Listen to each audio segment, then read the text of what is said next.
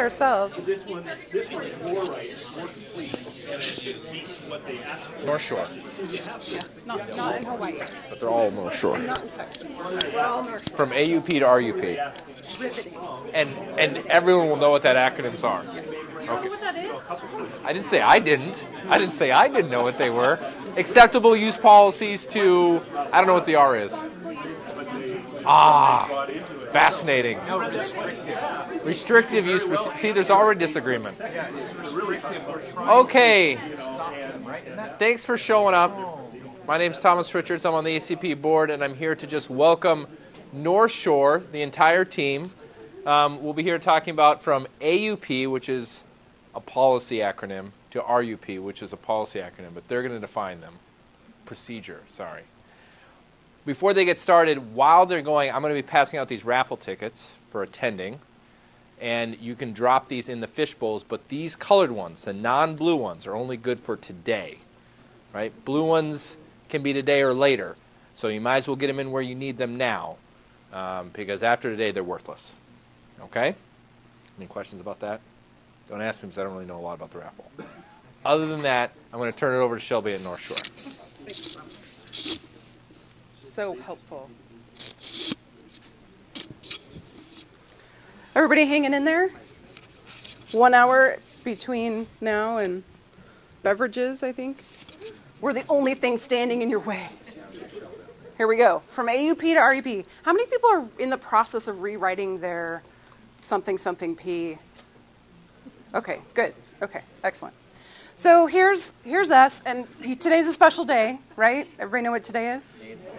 May the 4th be with you. Yeah, so we had a little fun with the Star Wars app today. I'm not sure where Pete's comes from, though. That's from Rebels. Oh, okay. Star Wars universe. Your face looks a little squished. I'm Shelby Reynolds. I'm the manager of these yahoos over here. We do instructional technology. I also oversee the library services program, which is fortunate when you're rewriting your responsible use procedure because there's a whole bunch of stuff about copyright in there, which is really great. We have Josh. You might recognize him from drone flights from earlier. He's our resident drone pilot. We have Todd. We have Sarah. And we have Pete.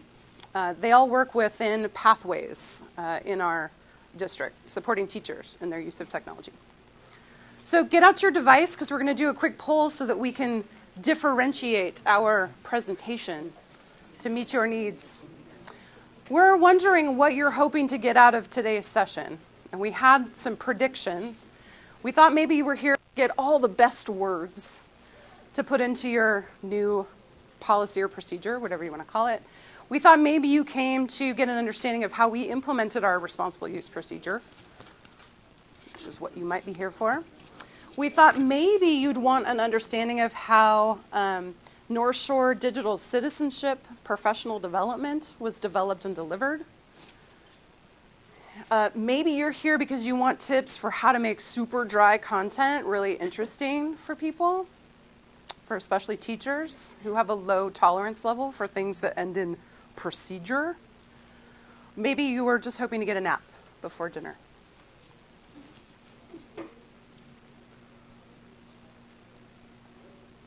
All the words. Oh, ditch sit. Folks familiar with the tool poll everywhere? That's what we're using to do the poll. Google Slides has a little utility that lets you embed a poll into your Google slide deck, which is really nice. Okay. Oh, okay. Thank you. Somebody wants an app. Well, you won't get it because you're going to be so entertained by this session, you will not be able to sleep. Okay, so we're looking for all the best words and DigSit PD, which is great. Which is great. We will differentiate. We'll speed up through the stuff that folks aren't interested in, and we'll talk especially loud to keep those of you from napping that wanted to nap. So take yourself back in time. Go in the Wayback Machine back to 1996. Do you remember where you were and what you were doing in 1996? Maybe you were playing Pokemon. Maybe you were playing with a new invention called the DVD. Maybe you heard about this thing called eBay where you could like buy stuff from other people. Maybe you were totally into Windows 95, right? Not a lot of social media at that time, not a lot of Web 2.0 or Web 3.0, not a lot of interactive stuff online, not a lot of stuff making its way into the classroom, a lot of overhead projectors, right? A lot of, maybe some cables to plug in, maybe one computer in the classroom. In Northshore, we had pretty much one computer per classroom, you know, like a teacher computer, and we had some labs. And from school to school, it was very different. It was all kind of new. Everything was beige, right? But at that time, technology for Northshore was a little bit scary, right? And it was scary for a lot of folks because we're seeing things kind of pick up speed. We're seeing new technologies come. We're seeing the pace of change kind of increase, and that's scary, right? So we enlisted the help of some lawyer guy, right, or a group of them to help us write a policy that would help teachers and staff understand how to use technology appropriately. Is this sounding familiar to anybody? Anybody have the same experience in their district, right? So we came up with the help of our lawyer friends, the acceptable use policy, and it was going to help everybody understand what's acceptable and what's not. And that lawyer guy helped us come up with such gems as the Northshore School District has the right to take disciplinary action, remove computers and networking privileges, and or take legal action, oh dear God, for any unacceptable activity characterized as potentially detrimental, right? Anybody have an AUP currently that has language in it like that? Right? Not far. Does it use words like prudence or public trust and accordance? Right? Lawyer speak, not teacher speak. Certainly not kid speak, and certainly not parent speak. This is scary stuff, right? Those lawyers also helped us write a code of conduct. And you don't have to read the whole thing, but just take note of the number of times do not shows up in the code of conduct. It's like the Ten Commandments, right? Thou shalt not abuse this privilege. You will not hack. You will not destroy, right? Scary. So this is the tone, right? Like, we're going to keep you from doing all of these things. We're going to not let you pass. Kind of scary, kind of intimidating, right? Because you know, with great power comes great responsibility, right? Todd's working on the beard. Yeah. Decades ago. Gandalf and plaid. So we quickly determined that a few things were missing too in starting our review of our acceptability. And this is a process that we started back in probably 2011. Like, we really need to look at this procedure because from 1996 to 2011, a few things in technology had changed, just a few. So in 2011-ish, we started looking at that policy and, this is not a fit for where we are today. Over the years, we added language here and there because the state told us to or because the feds told us to, but in large part, we hadn't changed the AUP in a really long time. One glaring omission was the acknowledgement that we cultivate digital citizens, right? The ISTE standards for students say that digital citizenship is an important part of what they do. And we don't even use those words in our acceptable use policy. We don't even acknowledge it. Another big thing that was missing was overt and intentional language about teaching kids internet safety and digital citizenship skills. How do you function in a digital global community? There was none of that. It was all the do not, do not, do not. None of it was, here's how, or we're excited for you to try. None of it. So we had some work to do. Fast forward to 2012. We've got all kinds of things that have changed. Our leadership has changed. We've gotten a new superintendent. We've increased the cabinet level leadership in our district by adding a deputy superintendent and 2 assistant superintendents. We've got new folks in instruction who are kind of got fresh eyes toward our instructional vision. In 2009, we restarted our curriculum refresh engine. So we hadn't adopted curriculum for years up until 2009 as a district. You know, schools had done it, but as a district, we hadn't done that. So, in 2012, we had 3 years of curriculum refresh under our belt, and curriculum was very different then than it was in 1996, right? Social media is a thing in 2012, and it's making its way into conversations about instruction. How do we leverage Facebook? How do we leverage Twitter? Certainly technology has changed. Tablets, mobile devices, BYOD, the kinds of computers sitting on teachers' desks and the software and the web applications available to them, all of that stuff had changed. Vast culture change in Northshore from 1996 to 2012 as well. And everyone goes through culture shifts, right? You guys go through that in your district as well. And then, of course, as I mentioned earlier, we've got these expectations for kids and staff to be able to function in a digital global community. And we've got to set some expectations for that. Not just like thou shalt not pass, but thou shalt do these great things with technology because look at what you have access to. So we wanted to evolve. We wanted to move from you shall not pass to, and Josh does it best. I'll make him do it later. Let's go on an adventure, right? Yay, we're going to try these great things. Oh, that's a great idea. So we set a vision, and this was set forth with, we pulled together a small set of stakeholders. Like, if we were going to rewrite this thing, what do we want it to be? And we quickly decided we need new language, because the language that's in there was written for lawyers to protect us from stuff. And we really want the language to be kid-friendly and teacher-friendly and understandable, and to encompass all the good things that technology can provide. We wanted to change the tone, less no, no, no, and more like, you're responsible. Let's work together to make sure that you understand how to use these things responsibly. Of course, we needed to acknowledge digital citizenship instruction, the use of social media, and we wanted to make sure that we included a provision in our new procedure that helped families understand that we would be signing their kid up for stuff, right?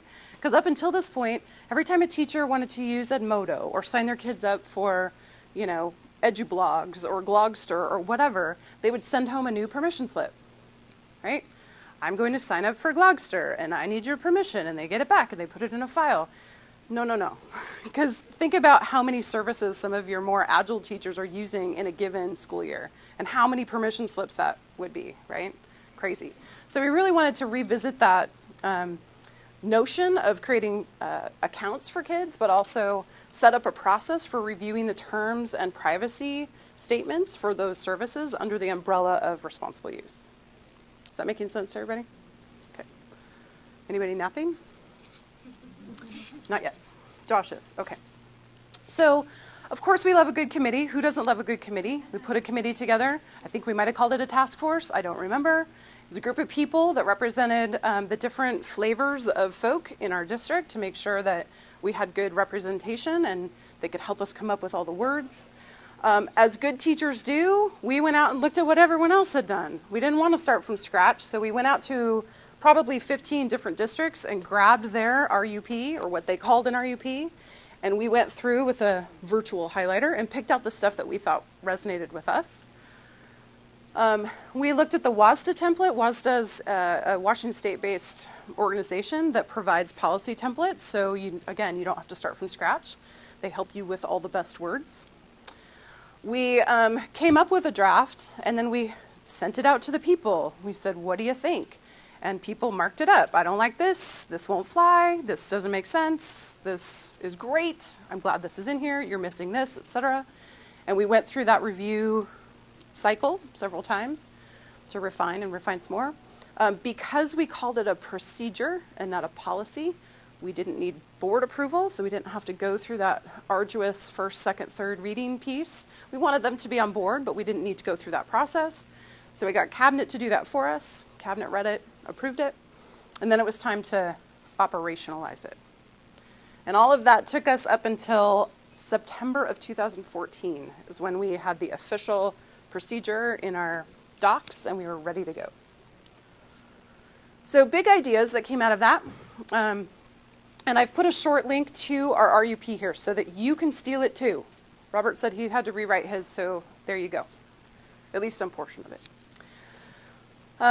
So big ideas in our RUP. One, it defines digital citizenship. As I said before, our AUP never even recognized that that was a thing.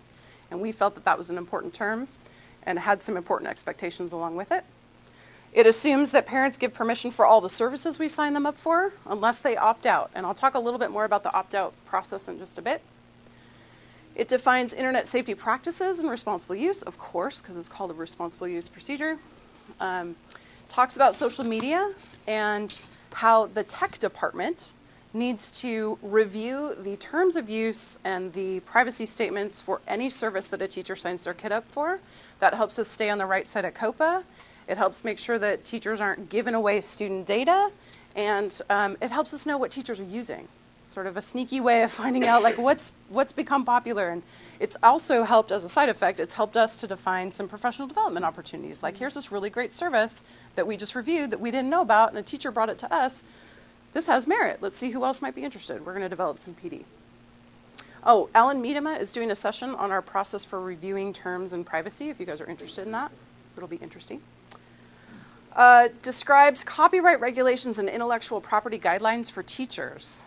Many teachers, as it turns out, are surprised to hear that the stuff they make while working for Northshore belongs to Northshore.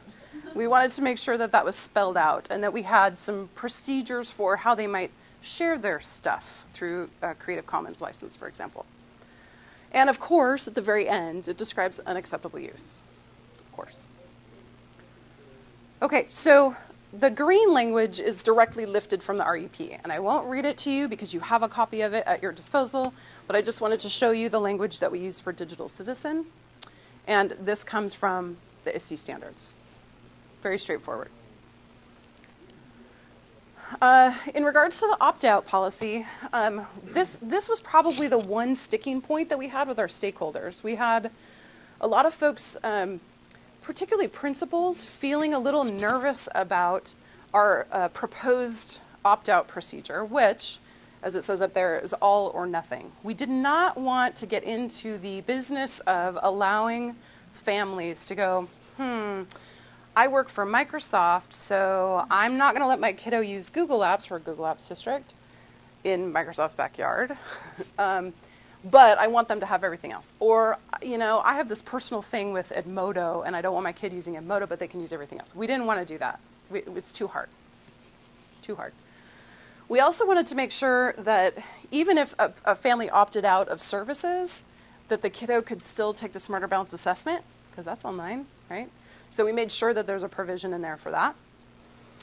You can see more about the language and the form for opting out at that little URL there. But essentially, if a family opts out, they need to read the RUP, make sure they understand.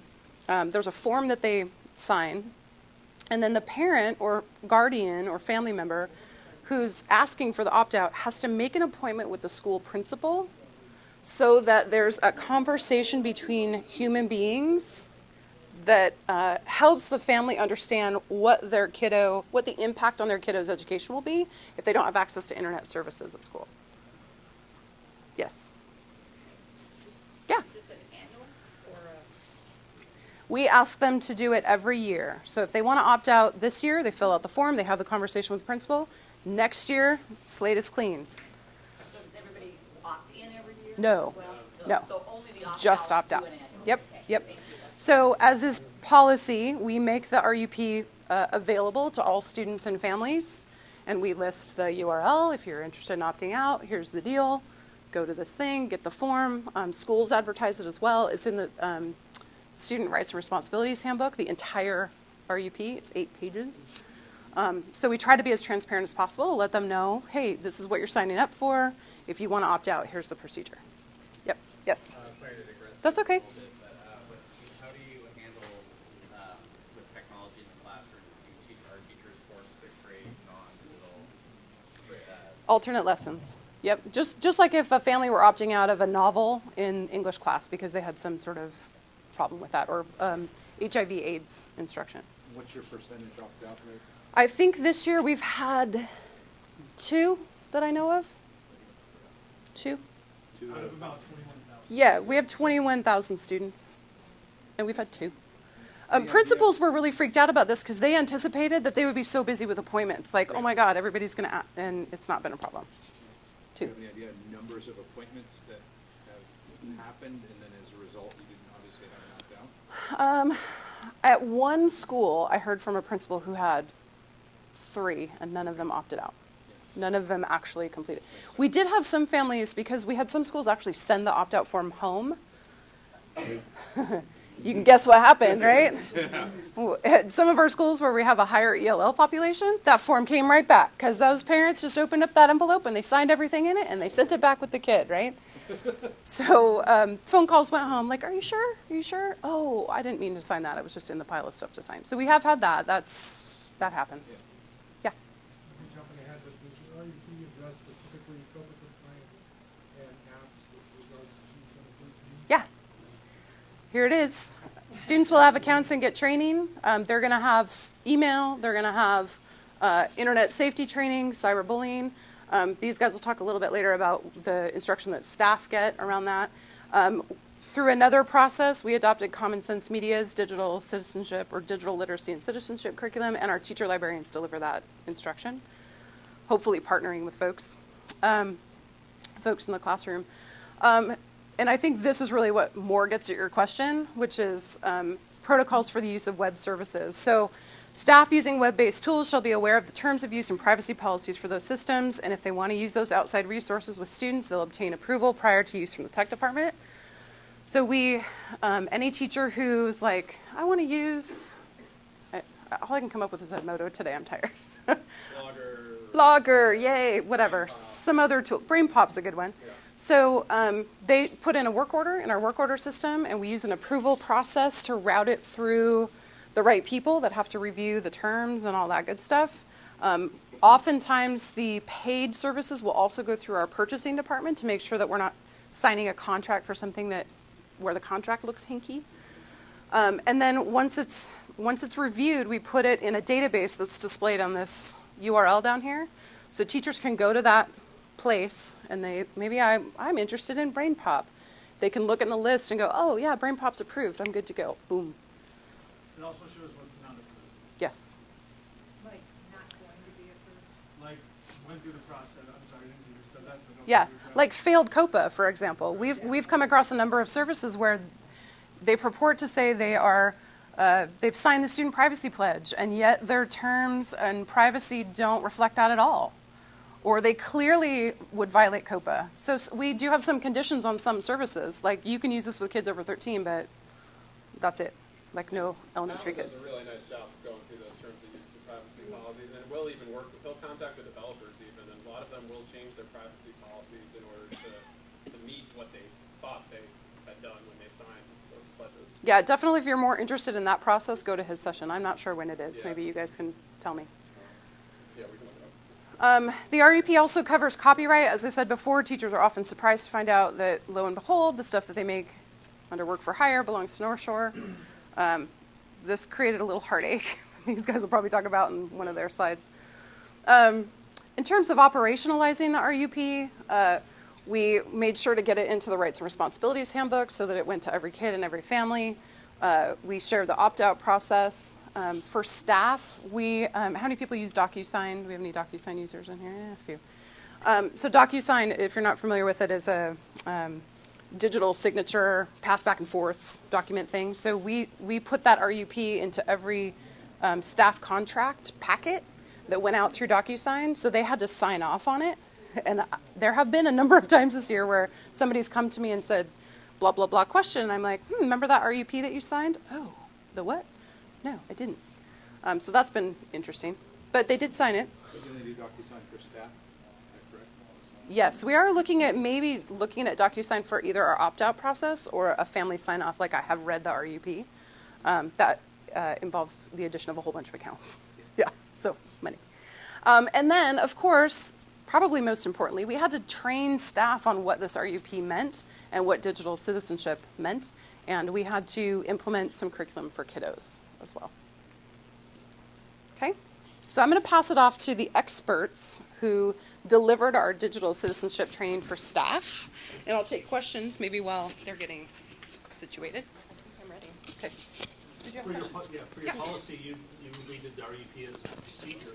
The policy that is based on, is that just the standard WASDA policy then? I believe it is standard. I'll look it up for you, but I believe it is. It's just the we'll have a procedure. Yeah.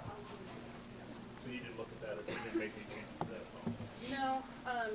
The only changes we've made to that, I think, have been the required ones, like wherever, the state or the feds say you have to have one, which like CETA says you have to blah, blah, blah. So I'm going to start off. Our task was to create a 3.5-hour training for staff. We knew in our district that we had a half of a day in August that was funded by technology dollars to provide training to every certificated staff member in the district. So we had a great chunk of time where we had everybody's attention that we could deliver this content.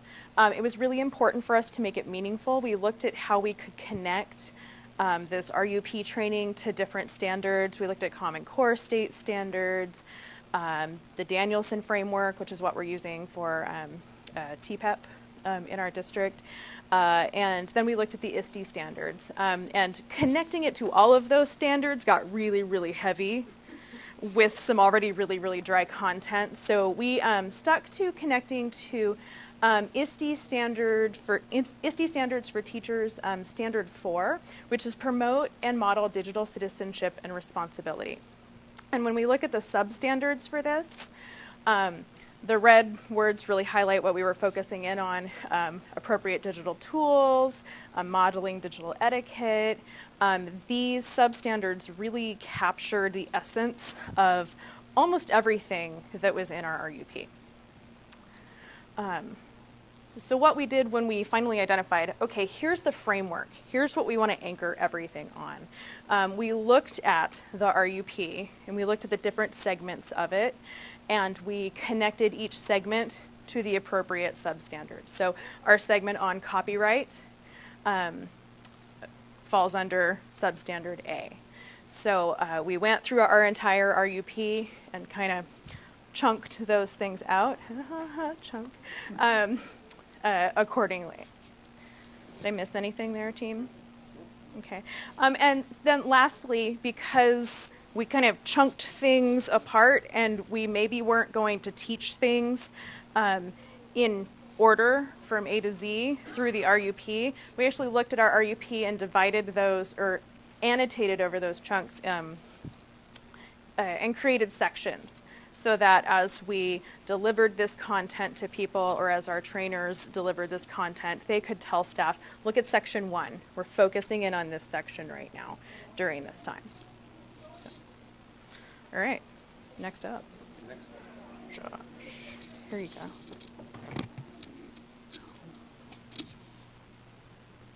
Thank you. Mm-hmm.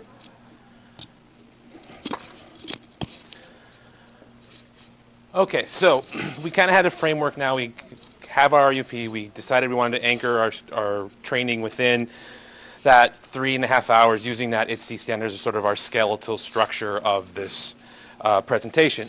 So our big concern, well, we actually had two big concerns. One, how are we going to now get this out to everyone? And two, how do we make it so no one's, people aren't just falling asleep while we're talking about all this stuff with our RUP. So for the first part, the structure, what we decided to go with is we use a train the trainer model. So I think someone's talking about that in a little more detail, but basically schools identified trainers, we brought them in, trained them so they can present this to their buildings. As for the second part, so people weren't falling asleep on us, what we did was we tried to make this as interactive and sort of engaging as possible. And kind of saw two opportunities here. One, to cover all the stuff with the RUP that we needed to cover, but also a chance that maybe we could expose teachers to some cool tech tools out there, that stuff that they could automatically, like, oh, that's cool, maybe I can use that in my classroom, and some things like that. And so we tried to kind of like kill two birds with one stone here by making things a little more interactive and showing some cool tools that they could use as well. So with that in mind, some things that we did, we incorporated some tools like Kahoot. Anyone ever used a Kahoot or have heard of that? Nice. Yeah, it's taken off since this training actually in our district. Lots of teachers are using it now. That was one tool we used. Plickers is similar to Kahoot, a little different in terms of its structure, but it's the same sort of idea where you can ask questions and get instant feedback sort of stuff. There's a Google form in there, but then we also had some other parts in there as well. So, when we're building this training, we use these tools, but our main goals were to, one, keep things interactive. People keep people moving and talking and doing stuff, because if you're just sitting there, especially for 3.5 hours on anything, you're probably going to kind of start dozing off. But when you're talking about an RUP and all that sort of stuff, not the most riveting content in the world. So trying to keep people engaged. We wanted to show off some of these tools, like we said, that teachers could then go use in their classrooms. We also did a lot of sort of put scenarios up. Like for, talked about something that's mentioned in the RUP and then give an example. Well, what about this scenario? How does our RUP apply to this scenario? And then had some discussions about that. The scenarios we chose intentionally, where a lot of them were actually real things that we've encountered within our districts, questions or events or things that, that someone had done, and put that up there and say, well, let's talk about this. How does this apply to our RUP? One, make them think a little bit, interact with each other a little bit in some discussion, but also they're actually taking the ideas of our RUP and applying it to actually real situations. So, your understanding of what that truly means, I think, kind of starts to go up and you start applying it to some of these situations. And also, just a chance to kind of digest all of this stuff. It's lots of information getting thrown out there. So that was kind of our idea behind how to keep this engaging. And so what we did is, next we'll kind of go into a section where I'll just show you some of the little activities and scenarios and things that were actually built into our presentation. So here's one we had from our presentation. It's just a little scenario that was up. This was about security and privacy. A little scenario, had them read, give them a few minutes to talk to each other. Is this a thumbs up? Is this cool? Or a thumbs down? This is something we shouldn't do, right? And then, they discussed in their little, just people around them, nothing formal, and then sort of share out. And it was really interesting, some of the thoughts that you unearthed in an activity like this, some of the way some people understood what the RUP was saying, and some people that obviously didn't understand what the RUP was saying, but that whole sort of scenario. So this was an example of one of this. So this was about, a video.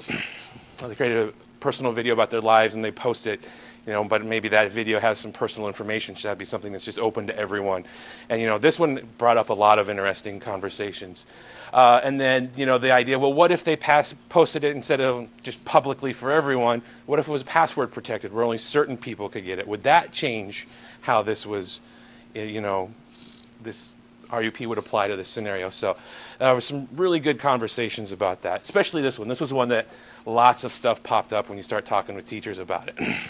And some good ideas and interesting perspectives. So a part of our RUP was also that idea of teachers now need to be able to, terms of use, know what's happening with student information if they're using those outside services. So part of our training, we actually went and pulled out a terms of use for an educational online tool, and we took chunks out and posted it, and didn't post it, but used it in our training. Read this section. Any red flags there, and it's like, and it was really interesting to see teachers' reaction to this as well. Especially when they delve into it, like a lot of the legal language.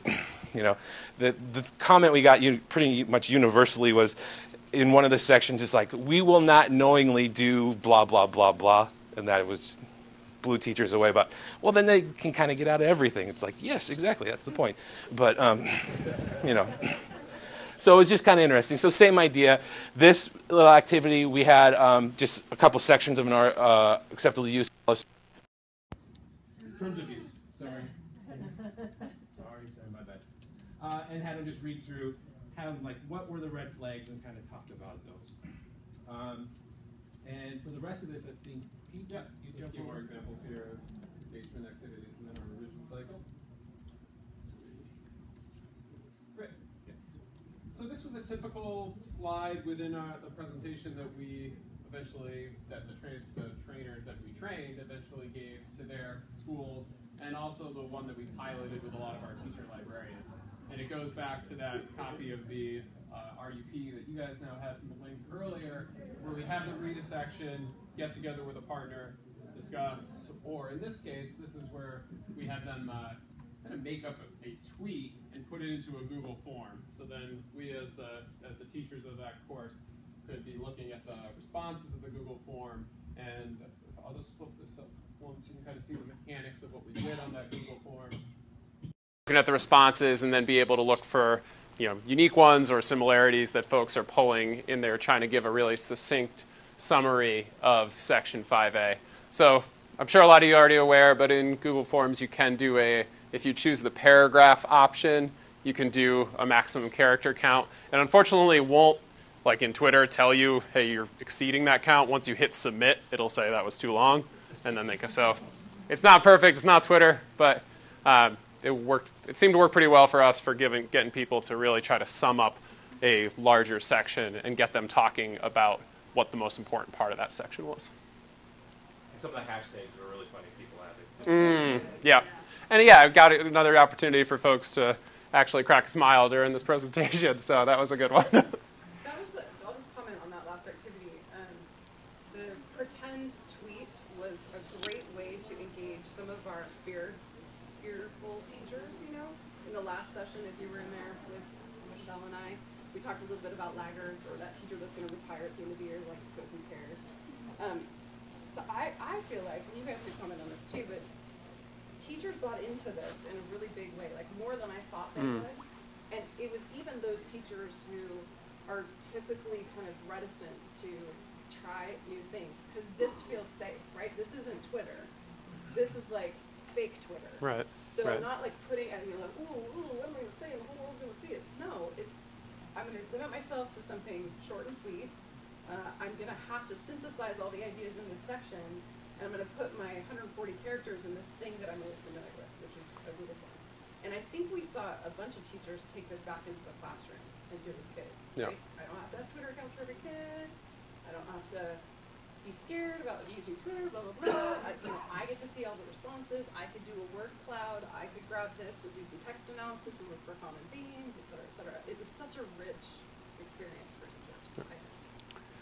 Next slide here is another example of one where we're lobbing out a situation to our group and then, again, having them discuss it. And I think that's really what we keep coming back to with these interactivity pieces, whether it's the Kahoot or the Plickers or certainly the thumbs up, thumbs down or the Twitter one, is give them lots of opportunity, almost going beyond our comfort zone in giving them talk time. Because especially with the teacher librarians, there was a lot to talk about, it felt like. I was just going to comment on this. This was one that was taken directly out of our districts. This has happened several times. Well, we own the curriculum, so I can post it. Sort of copyright issue. Hashtag nope. I would chime in one more thing about the copyright piece. I took on developing that module for teachers, and there is a lot to copyright. And I by no means felt like an expert. And it was really important to us when we developed these specific scenarios to have the language on the screen to support those trainers out in buildings. We couldn't be in every building to deliver this. So we wanted to make sure that this was structured in a way that the trainer didn't have to feel like an expert. The answer was there on the screen for them to support them. And if they didn't know the answers, it was, they were instructed to say, oh, hey, I'm not an expert in this. Let me ask a tech coordinator. So. And building up to this, we did schedule a professor from UW who was specializing in copyright to come and speak with teacher librarians, some of the tech folks, and so it kind of got some folks, certainly in the district admin center, but also some of the folks that are out in the schools to get into the weeds, even though it was only a few hours, but still got us a good feeling about what fair use actually was and some of the nuances of copyright. Finally here, just with our kind of test group here, we developed what we thought was going to be as interactive a presentation as we could. We gave it to the teacher librarians as kind of a guinea pig run, and then asked them for lots and lots of feedback. And I think that's where a lot of our more, engaging sections came from, like increasing that talk time and building in more of those opportunities for them to discuss came out of just a development cycle that you see there. We also had a lot of resources that we put into a Google folder and kind of used it as a briefcase to share out to first our guinea pigs, then cleaned it up, and then we're able to hand that out to everybody. So some forms for helping people determine fair use, and then that language on how to interpret the RUP. So all right. A little bit more. Wrong one. Take that. Yep. Then this. Thanks. There you go. Do you guys, call it, Sarah calls these feedbacks. You guys like this a feedback? Good to know. I don't think I've ever called it a No. Backpedal. So interestingly enough, I just joined the team in August, and I came from Washington, D.C. And the district that I came from had just also gone through this process of going from, they didn't change the A to an R. It was already an R. However, they didn't do any of this legwork. They just changed the writing and said, this is our new thing. And I can't tell you how much better prepared this staff was to take on the challenges of guiding students through digital citizenship because of the legwork that this team put together and because of the trainings that they helped lead. It really made a huge difference from my point of view. So with the train the trainer model, I think one of the big first things that we did is we ensured that the people who were trainers came from the schools they were going to be working with. You can read all sorts of studies, but you can also just look around at the schools and you know that people are going to learn more from people they're comfortable with. Teachers, I taught for 6 years. The second someone walks into a room and says, I'm an expert at something involving education, I automatically thought, no, you're not, because you don't teach here. You don't know what we go through. You don't know our culture. So what makes you think you can stand here and say you're an expert? But if they're from the building, I had a completely different response. So I think that was really important. First step. They came and did a full day session. And what that involved was the first half of the day was the tech coordinators actually giving the training as they would be giving it.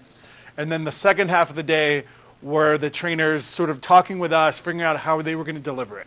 So we gave them a little bit of wiggle room in what activities they would use with their teachers. You know, they know their schools. They know that, oh, Kahoots are going to be great, or no, we're not going to do Kahoot. Plickers is what we should do. It's going to engage them more. It's going to get a better feedback. So we definitely want to give them a little bit of that freedom to work with their teachers while also ensuring that they were giving and delivering the content we knew needed to be delivered. In addition to that initial training, which happened in June over the summer, we had an August open lab, and that's really big. We had so many people come in who just, you know, I just want to sit down and talk through the training. I want to talk about this activity, want to make sure I know how to do it, want to make sure I have my Plickers stuff set up. Plickers involves some signs that you hold up, so they want to make sure they had that set up. It was really just sort of a moment where they could like take a breath, focus on what they were doing, and feel comfortable with delivering this training. Because there were several teachers, from my point of view, that hadn't done PD before. You know, some had, but not all of them. And so this was a new thing for them, and so they wanted to make sure they were comfortable. And we wanted to make sure they felt supported. That was big. Can I add something? Of course. How many of you work with adult learners? How many of you recognize that adults make the worst student? Right? So as Todd said, we had some folks delivering this training to their peers who are adult learners, and some of those folks were doing that for the first time. So one of the benefits of having this open lab was people got to come together and talk about strategies for dealing with snarky, heckly, overwhelmed, reticent, grumpy people. So teachers is what you're saying. In August. And In August. yeah, when all they want to be doing is in their classroom, right? Yeah, but where is it? This is page blah, blah, blah. So we strategized with them. We sat down and shared some of our experiences and best practices in working with adult learners, and also gave them permission to, I don't know, fumble in front of their peers. That's hard. That is so hard for a teacher, especially some of our younger or newer teachers who haven't developed that credibility with their peers in a big high school or a big middle school. So it was really important for them to have that opportunity to come and like express their fears and strategize with somebody. What if somebody asks me a question about that copyright thing that I can't answer? I'm going to look down. No, you won't. Here's how you can respond. Or let's talk about that. That was hugely beneficial. Yeah, and also the content, the topic itself, you know, it got sort of sensitive at times. I mean, teachers feeling like they read something and say, wait, you mean I've been breaking copyright law this whole time? You know, or I've been selling stuff on teachers pay teachers. Like, it's like kind of like a shocking moment. And so to be able to have that in a comfortable, you know everyone in the room, like that's important. I see a hand, but I want to let Pete say what he was going to say. Yeah, I thought that also that second half of the day and even the open lab was also a good opportunity to help teachers can sometimes be assertive with their building leadership teams to make sure they were carving out the time and for this, you know, of course, it's the beginning of the school year, and I think some building leaders saw that time as maybe something that could be encroached upon by other needs, which, you know, understandable. But it was, I think some of those folks really benefited from helping, let's write that email, let's get it on the schedule, and let's preserve these chunks of time that you need to go over this content. Absolutely. I have two questions. One was about how you identified the trainers, because you had teacher librarians that you were talking about, which seemed a good go-to, but it didn't sound like those were the only. So we actually had the building itself choose who would be giving the trainings. And we didn't limit the number either. In some instances in the past, we've said, you're an elementary school, send us one name. Or you're a middle school, send us two names. We've said, you send us the number of people that are appropriate for the number of people they have to train. And if that meant a partnership at a really small elementary school or a set of 6 people from a high school so that they could break their staff up into little groups, great, we supported that.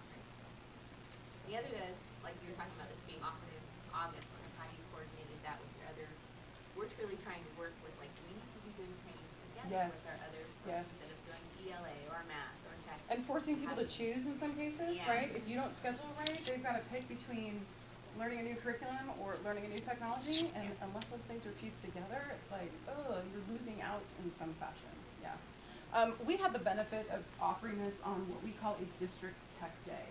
So it was offered during a chunk of time where nothing else was scheduled, and it was paid for through capital levy dollars as part of their salary, so to speak. So that's a bit of a luxury. I recognize there's probably districts in the room who don't have that opportunity. And we won't have that opportunity moving forward, even though we need to deliver this every year. So yeah, I guess the short answer to that is, if you have a great relationship with the other PD providers in your district, you're better off in terms of scheduling and infusing technology into the PD that you offer. So the last main point I really want to hit on with this slide is this last bullet about ensuring consistency of delivery across the district. We wanted to give them, like I said, some wiggle room, but we needed to know that every teacher in the district knew A, B, C, and D. And we needed to know that they understood it, that they really sank into it a little bit and went through these activities and really dug in and were given the time to reflect on what this new procedure meant for their teaching and for what their students were doing in their classroom. So when it came time to actually delivering the content and having those sessions, we had these trainings at all the school buildings. We also were sure to invite other classified staff. We wanted to get them involved as well so they knew what was going on within the building. And we also offered makeup sessions. We recorded, the reason that Swivel is right there is because we recorded the training sessions and we made sure that every single staff member that was working with students, that was working in these buildings, received this training and received the same training and got the content that we needed them to know. So that hypothetically, when they clicked that DocuSign, they knew what they were doing, hypothetically.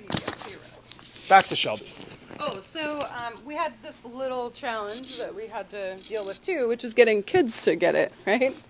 It wasn't enough to say in the RUP that we're going to train kids. We needed to have a plan for that.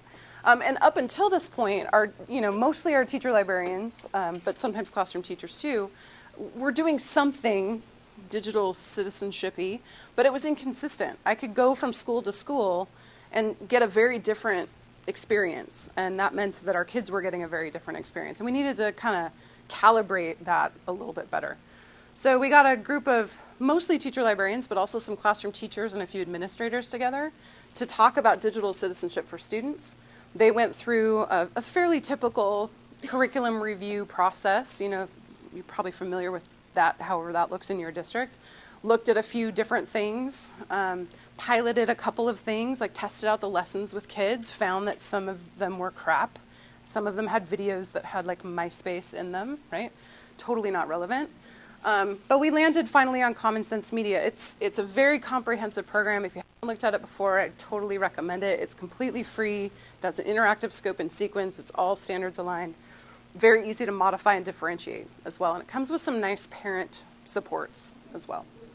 We took it through our normal curriculum approval process, which meant that another committee got to hear from the group and understand our process and then recommend to the board that they approve the use of Common Sense Media.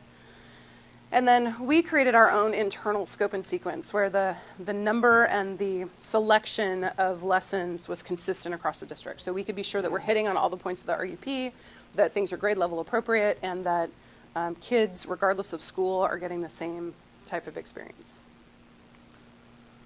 So we had a chance a couple months ago to run the RUP through kind of a litmus test, right? The RUP is not any good until you measure it against some kind of situation that happens, and we had a situation this year.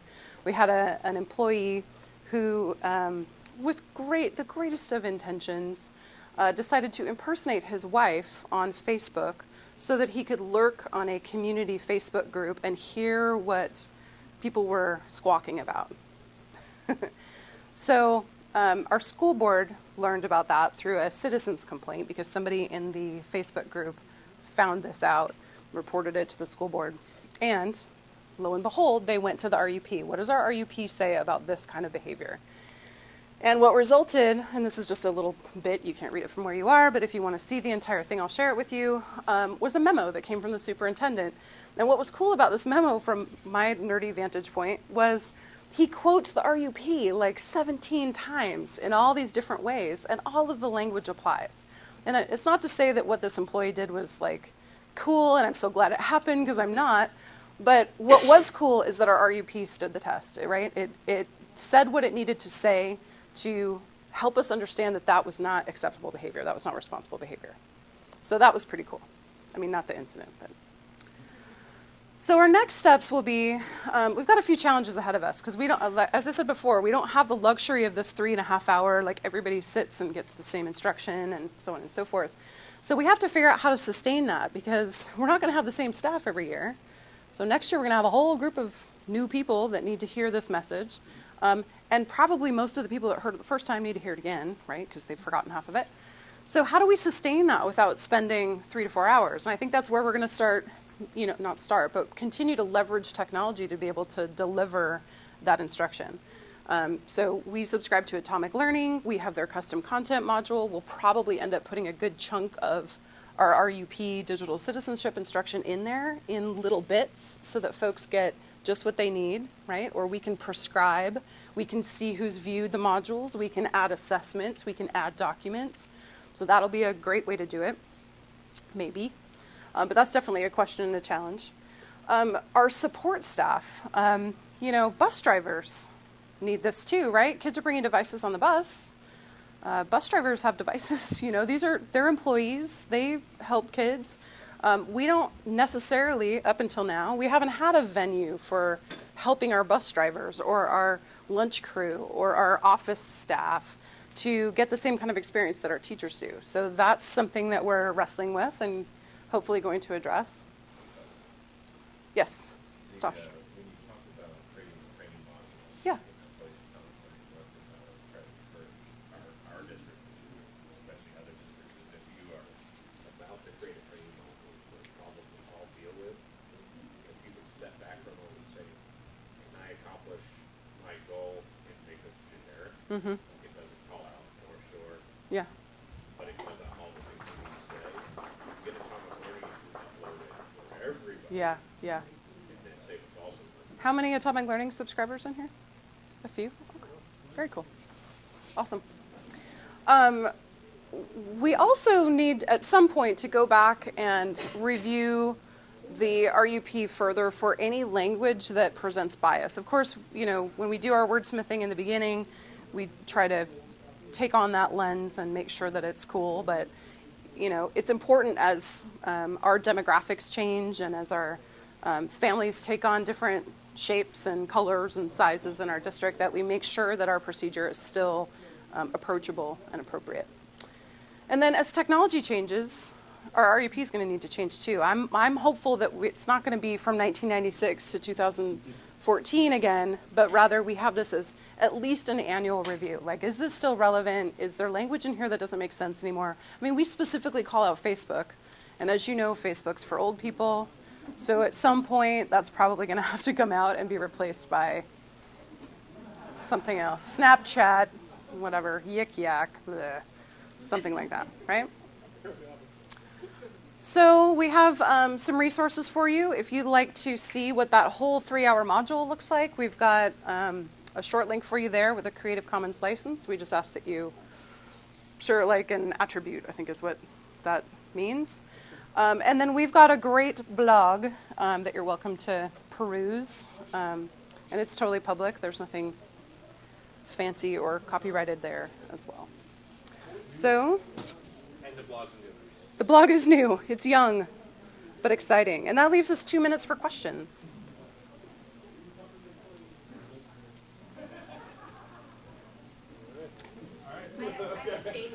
A statement.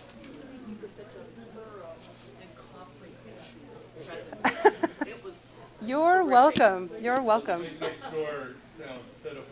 Oh, woo! That's right. Thank you for coming. If you guys have any questions, feel free to hang out after. Meet us for a beer later, whatever. We don't want to keep you from dinner. Actually, a question for you. Yeah. 8 pages, and I understand it says what it needs to say. Yeah.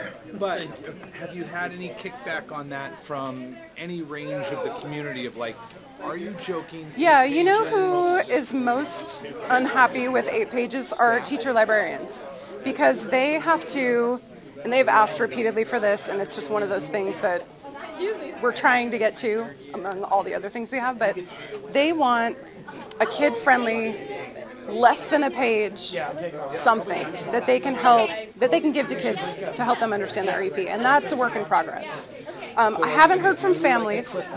Yes, absolutely. We've got a video. For everybody, like a 1-pager, like. Yeah. So the video that we created for we have a BYOD initiative at our secondary schools.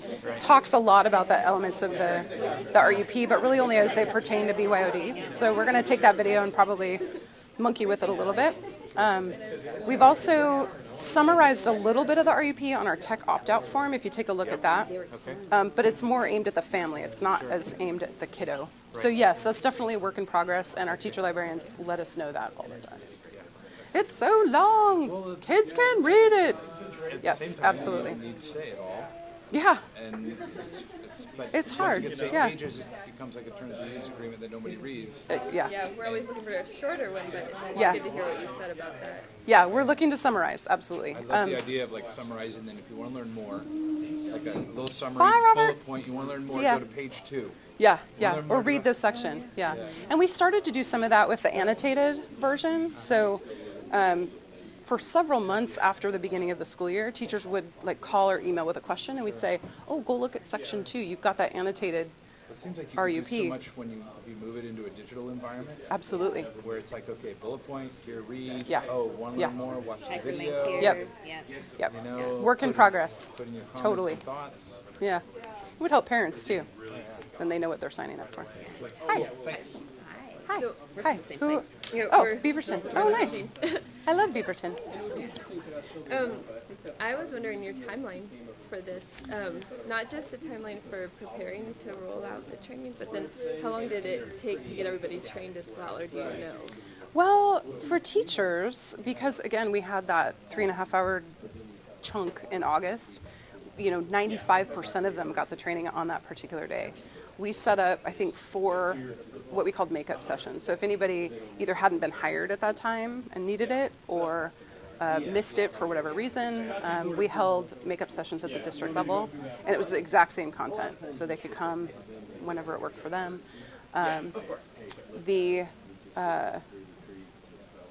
Well, I would say we hit probably 100% of teachers by mid-October. So between August, end of August and mid-October was probably our timeline to get everybody. Now that's not to say that we got principals, bus drivers, blah, blah, blah. That The took us a while. principals, if you got this into buildings and the principals prioritized that training in their allotted amount of training that was happening at the beginning of the year, right? So that was sort of a district. Yeah, even with that, what we found, and Pete spoke to this a little bit, we found that some principals didn't prioritize it. So we had a